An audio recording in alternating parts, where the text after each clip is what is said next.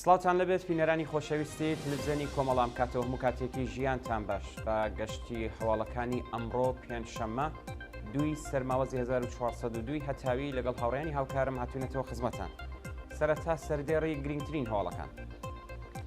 ناڕەزایەتی کرێکارانی شارەداری سنان لە ئاسنەدانی حەقی بیمەکانیان، گیان لە دەستانی ئەسعاد حەسەنپور کۆڵبەری برینداری خەڵکی سەقز، قوربانی بوونی 11 کەس بەهۆی ڕووداوی هاتوچۆ لە پیرانشار، کۆبوونەوەی کرێکارانی ڕسمی نەوت لە ئاغاجەری، ناڕەزایەتی کرێکارانی کارخانەی بەرهەمهێنانی ڕووی لە بەندەرەباس، کۆبوونەوەی معلمان و خانەنشینکراوانی فەرهەنگی لە یاست، دۆزینەوەی تەرمی دوو بەندکراوی بەلوچ لە دەوروبەری ئێرانشار، و چوونە سەرەوەی ئاماری قوربانیانی هێرشەکانی ئیسرائیل بۆ سەر غەزە.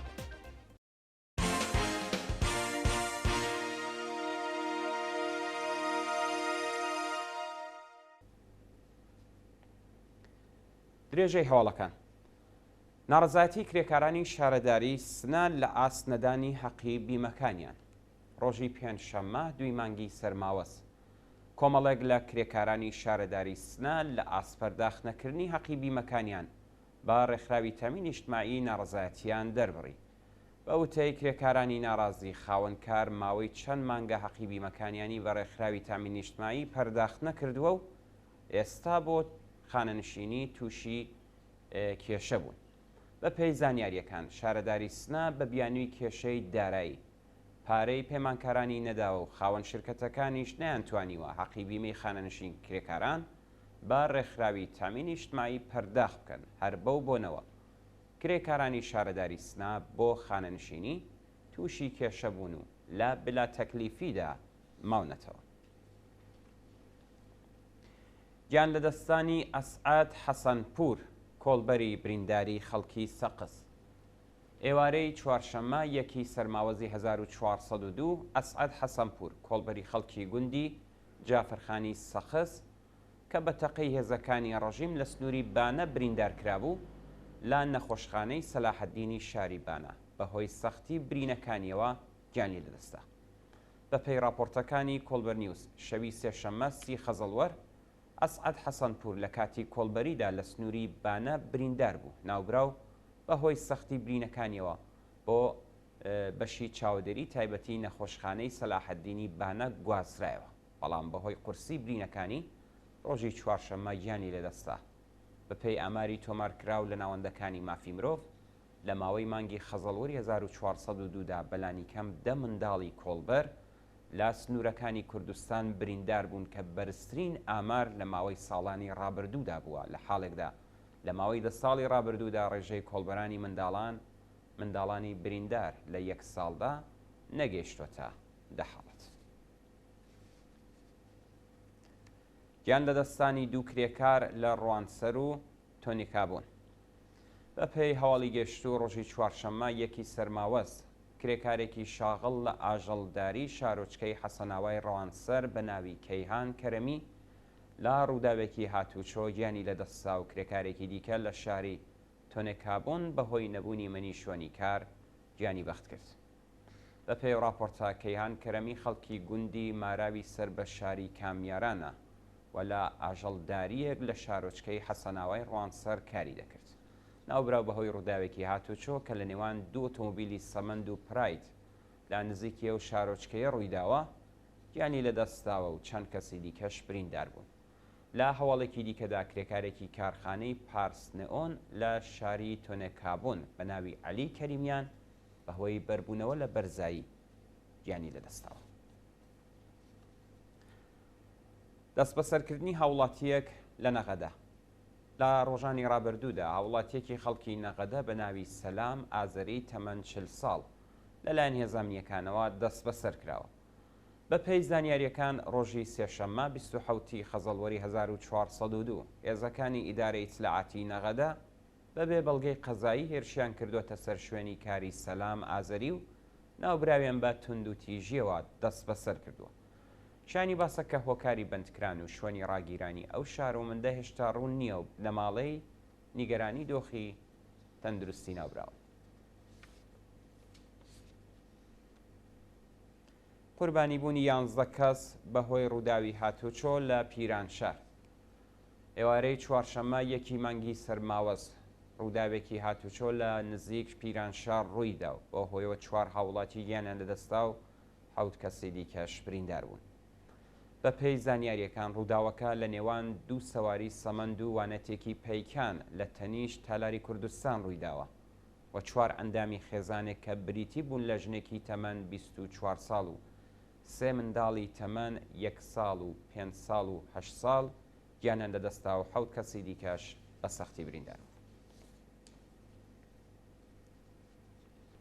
کۆبوونەوەی کرێکارانی ڕسمی نەوت لە ئاغاجەری.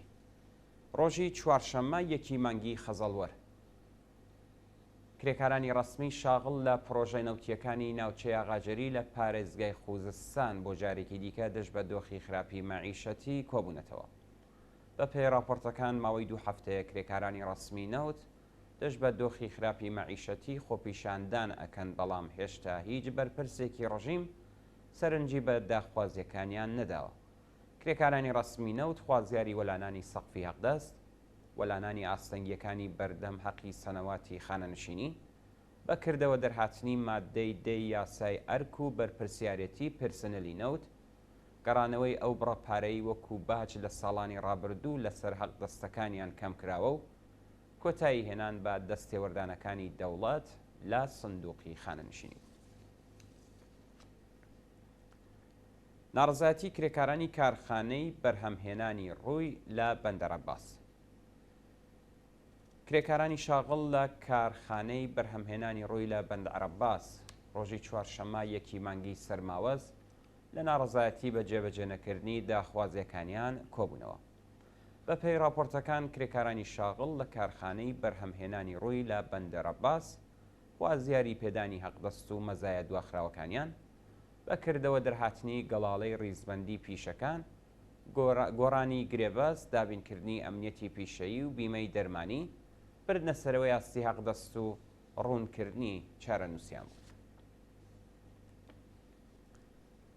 کۆبوونەوەی معەلیمان و خانەنشینکراوانی فەرەنگی لە یەست.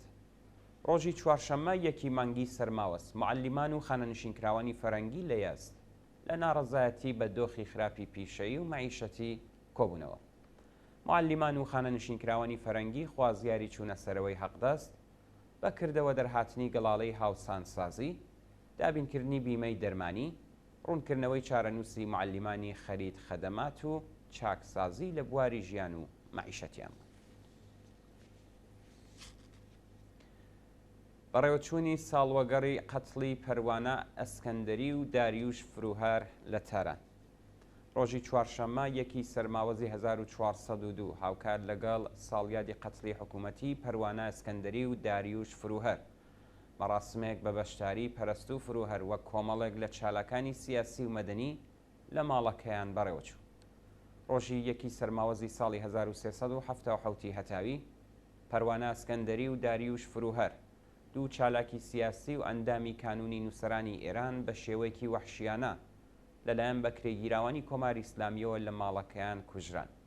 ڕۆژی چوارشەممە هاوکات لەگەڵ ساڵڕۆژی گیانبەختکردنیان پەرست و فرۆهەر هاوڕێ لەگەڵ کۆمەڵێک لە چالاکانی سیاسی و مەدەنی لە ماڵی باوکی کۆبوونەوە و بەوتنەوەی دروشمی ژن ژیان ئازادی و هەڵواسینی دروشم لەسەر دارێک کە پەروانە لە نێو حەوشی ماڵەکەی چاندبووی ڕێزیان لە یاد و بیرەوەریەکانیان کرد. گواستنەوەی داود ڕەزەوی چالاکی کرێکاری بەندکراو بۆ نەخۆشخانەی تاران. ڕۆژی چوارشەممە 1 مانگی سەرماوەست داود ڕەزەوی چالاکی کرێکاری بەندکراو لە زیندانی ئەڤین بە مەبەستی وەرگرتنی چارەسەری پزیشکی بەبێ جلوبەرگی زیندان ڕەوانەی نەخۆشخانەی تاڵەخانی کرا. داود ڕەزەوی کە بە بیانووی بەرگریکردن لە مافی کرێکاران ماوەی 5 ساڵ حکمی زیندان تێپەڕدەکات، تووشی چەند نەخۆشیە و پێویستی بە دەرمان لە دەرەوەی زیندان هەیە.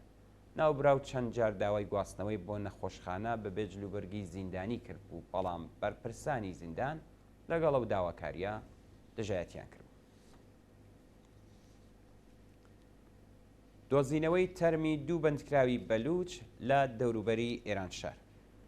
ڕۆژی چوارشەممە یەکی مانگی سەرماوەست تەرمی دوو بەندکراوی بەلوچ کە 5 ڕۆژ لەمەوبەر لەلایەن بەکرێگیراوانی ڕژیم مۆڕەفێنرابوون لا نزیک چاه جەماڵ لە دەوروبەری ئێران شار دۆزرایەوە.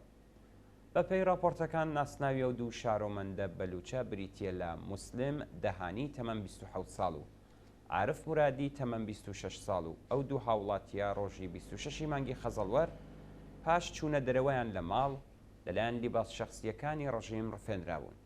ڕۆژی چوارشەممە تەرمی ئەو دوو بەندکراوە لە نزیک ئێران شار دۆزرایەوە لە حاڵێکدا ئاسەواری فیشەک بە مێشک و جەستەیانەوە دیار. خۆپیشاندانی لایەنگرانی فەلەستین لە کۆریای باشوور و ئیسپانیا.